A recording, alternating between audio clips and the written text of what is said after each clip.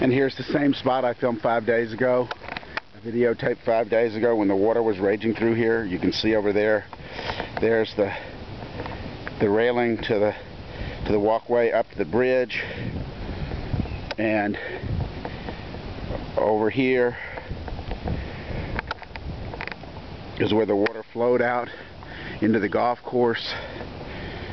You might be able to see it's taken out 5 holes of the golf course. You might be able to see some of the destruction there.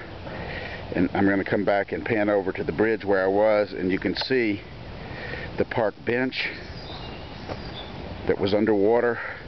There it is to the left of the pole that I said, you know, I didn't think I'd be sitting on that day. I don't know if I'm going to be sitting on it today either. You can kind of get an idea just how bad this whole thing was. See the trees here. Here's the bench. Gravel piled up. Here along the bike racks. They acted as a screen, as did the fence around the bridge. And now I'm going to cross over the bridge that I filmed from the railroad trestle.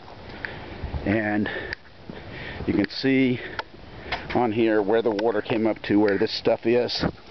This is the trash that, you know, and the water came totally up over here. You can see the water line there clearly marking the spot.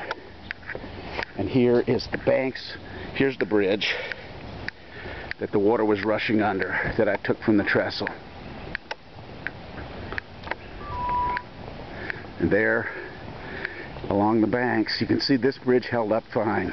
What a beautiful work of engineering. Out here, there is the stone pillar to pylon to the original railroad trestle from back in the day of, you know, the train went over for the wreck of 1918, the worst train wreck in American history on Dutchman's Curve. And you can see there the trestle I was standing on when I took the video of the raging water, and you can get an idea of how the water came shooting out of that trestle, and at the height it was at, and that at some point it was over the trestle in order to pile the gravel there on it. So that gives you an idea of just the force and magnitude of this event.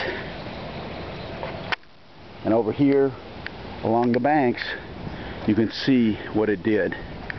As I said, it came through with the force of the Colorado River at 30,000 gallons a second approximately. And you can see here the trees just knocked down almost like an atom bomb went off along the banks. And had that river flowed at that rate for, say, 1,000,000 years, there would be a Grand Canyon here. But let's keep it in Arizona. What do you say, folks? Anyhow, thanks a lot for listening.